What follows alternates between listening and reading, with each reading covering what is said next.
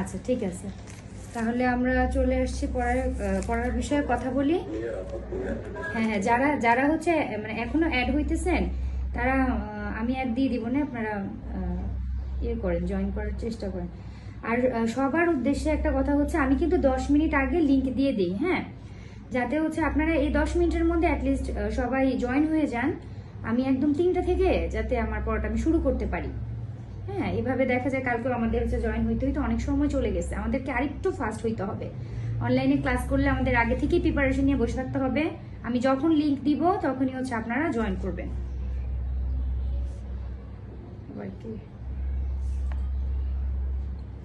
আচ্ছা, এটা বারবার বন্ধ হয়ে যেতেছে কেন ফোনটা?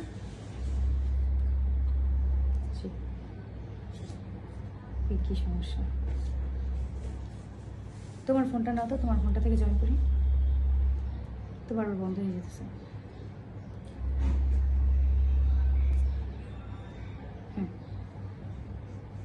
হ্যালো হ্যালো, এটা চলে যেতেছে। তো তোমার ফোনটা থেকে জয়েন হও, তোমার ওই ফোনটা দাও।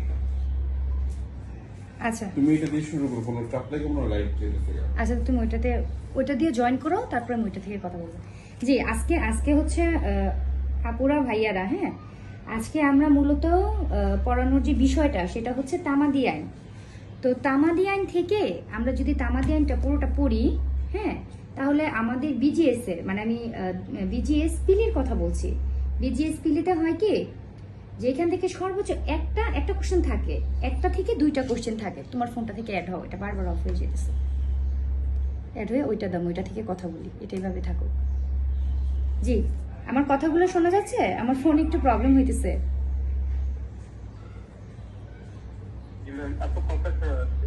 আচ্ছা ঠিক আছে, তুমি অ্যাড হয়ে ওইটা আমাকে।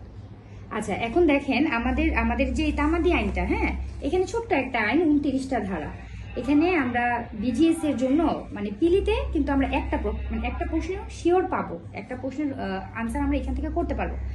ভাগ্য যদি ভালো থাকে তাহলে 2টাও থাকে, মানে একটা থেকে 2টা থাকে। তাহলে দেখেন এই পুরো 29টা ধারা আমাকে অনেক ভালোভাবে পড়তে হবে। তাহলে আমি শুধু পিলির জন্য 1-2টা কোশ্চেনের জন্য তো পড়ে আমার লাভ নাই, তাই না? তো আমরা এখন আইনটা এমন ভাবে পড়বো যাতে আমাদের একদম রিটেনটাও কভার হয়ে যায়। মানে আইনটা সুন্দর করে পড়বো যাতে একেবারে আমাদের রিটেনটাও গোছানো হয়ে যায়। ঠিক আছে, কেউ একটু রেসপন্স করবেন, আমার ফোনটা একটু ঝামেলা করতেছে। আপু, আপনার ওখান থেকে আমরা খুব ভালোভাবে সাউন্ড শুনতে পাচ্ছি। আপনি কি আমাদের সাউন্ড শুনতে পাচ্ছেন? হ্যাঁ হ্যাঁ হ্যাঁ, আমিও ক্লিয়ার সাউন্ড শুনতে পাচ্ছি। আচ্ছা ঠিক আছে, শুরু করার আগে আরেকটু কথা বলবো। আরেকটু কথা হচ্ছে যে আমাদের এই তামাদি আইনটা কিন্তু দেওয়ানি আইন, যে হ্যাঁ আমাদের 1000 মার্কসের মধ্যে রিটেনে 100 মার্ক হচ্ছে দেওয়ানি আইন রিলেটেড থাকে। তো তার মধ্যে কিন্তু ওই অংশের মধ্যে এইটা একটা। তো সেইখানে আমি যে রিটেনের কোশ্চেনটাকে আমি একটু বলি, আমি আসলে বোঝাই যে এই আইনটা কেন রিটেনের জন্য ইম্পর্টেন্ট। হ্যাঁ, আপনি এটাতে কত মার্কস ক্যারি করতে পারবেন। 1 মিনিট। আচ্ছা দেখেন, এই দেওয়ানি আইন যেটা 100 মার্কের থাকবে আমাদের রিটেনে, সেখানে 4-5টা অংশ থাকে। তার মধ্যে একটা হচ্ছে সিপিসি। তো সিপিসি থেকে আপনার 3টা কোশ্চেনের আনসার করতে হবে। দেখেন, তো এই 3টার মধ্যে একটা কোশ্চেন থাকবে হচ্ছে এসআর অ্যাক্ট থেকে। তো এসআর অ্যাক্টও আমরা পড়বো, আর মোটামুটি এসআর অ্যাক্টের কোশ্চেনটা তুলনামূলক সহজ হয়। ওইখানে আপনি কোশ্চেনের আনসার করলে ভালো একটা নাম্বার আসে। আপনি যদি চান এসআর অ্যাক্ট বাদ দিয়ে সিপিসি থেকেও 3টা কোশ্চেনের আনসার করতে পারেন, এটা হচ্ছে আপনার ইচ্ছা। যে দেখা গেল অন্য কোশ্চেনগুলো আপনার খুব ভালোভাবে কমন পড়ছে, তখন আপনি ওইটা চুজ করলেন। কিন্তু আপনার দেখেন তামাদি আইনের ক্ষেত্রে আপনার যে অপশনটা থাকে এডিআর অথবা তামাদি আইন, এই 2টা থেকে আপনাকে একটা প্রশ্নের আনসার দিতে হবে। তাহলে এডিআর তো আর কেউ আনসার করে না, এডিআর তো কেউ এত ভালো করে পড়ে না, তাহলে সবাই কিন্তু তামাদি আইনটাই পড়ে। তাহলে তামাদি আইনটা কিন্তু আমার রিটেনে 20 মার্কের একটা কোশ্চেনের আনসার আমার অবশ্যই লিখতে হবে, আমার লিখে আসতে হবে।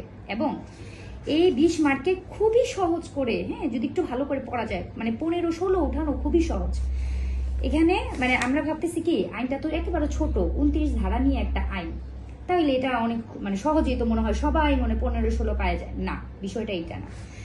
আমার প্রিভিয়াস যে কোশ্চেন, যেমন 17, 16, 14, 15, এই যে 4টা বছরের কোশ্চেনগুলো অ্যানালাইসিস করে আমি যেটা দেখলাম এবং যা প্রবলেম আমি বের করলাম, সেটা হচ্ছে তামাদি আইন থেকে যা ভুল হয় সেটা হচ্ছে প্রবলেম। ঠিক আছে, এখানে আপনার যে মানে একদম ভাইটাল যে কোশ্চেনগুলো আসে, মানে বর্ণনামূলক যে কোশ্চেনগুলো আসে, এগুলো মোটামুটি সবাই লিখতে পারে, এগুলো কারো ভুল হয় না। কিন্তু রিসেন্ট বিগত সাল প্লাস এইবার 17তম তো দেখলাম যে ওরা যে কোশ্চেনে একটা প্রবলেম ঢুকায় দেয়, এটা একটু স্ট্যান্ডার্ড করতেছে। আর প্রবলেমটা কেন ভুল হয়, কারণ এখানে যে আমাদের বেয়ার একটা মানে ম্যাক্সিমাম ক্ষেত্রে দেখা যায় কি যে প্রবলেমগুলো একেবারে বেয়ার এক থেকে তুলে দিয়ে দেয়, মানে একেবারে আমাদের মূল আইনের মধ্যে সেকশনে যে প্রবলেমটা আছে না ওইটাই তুলে দিয়ে দেয়।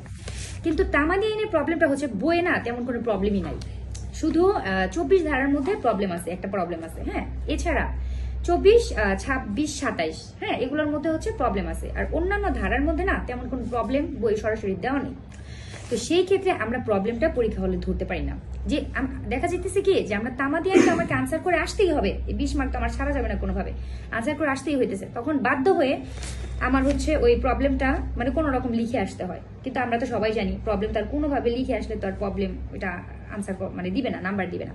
তো এইখানে আমি বোঝাতে চাচ্ছি যে তামাদি আইন থেকে আমাদের সবার ভুল হইতেছে প্রবলেম, সবার রিটেনে প্রবলেম ভুল হইতেছে, বর্ণনামূলক নিয়ে কোনো প্রবলেম হয় না, মানে সমস্যা হয় না। আমাদের মূলত নাম্বারটা যেখানে কাটা যায় সেটা হচ্ছে প্রবলেমে। তাই মানে প্রবলেমটা আমাদেরকে এখানে সুন্দর করে পড়তে হবে। কিভাবে পড়তে হবে আমি পড়া শুরু করলে সব বলে দিব। আমি প্রথমে বোঝাইতে চাচ্ছি যে এটা আমাদের রিটেনের জন্য কতটা ইম্পর্টেন্ট। আমি কি সেটা বুঝাইতে পারছি? আপনারা রেসপন্স করেন, জি কেউ রেসপন্স করেন প্লিজ। হ্যাঁ হ্যাঁ, আর আরেকটা বিষয় দেখেন, আমাকে তো তামাদি আইন লিখতেই হবে, এটা একটা বিষয় যে লিখতেই হবে। তাহলে আমি কিন্তু ওই যে প্রথম ক্লাস যে মিস করছেন। আরেকটা বিষয় হচ্ছে দেখেন, আমার এখানে অনেকে দেখছি যে গ্রুপে অ্যাড, মানে আমার গ্রুপে প্রায় 35 জনের বেশি অ্যাড হয়ে গেছে। তো আমি সবার উদ্দেশ্যে একটা কথা বলবো, আপনার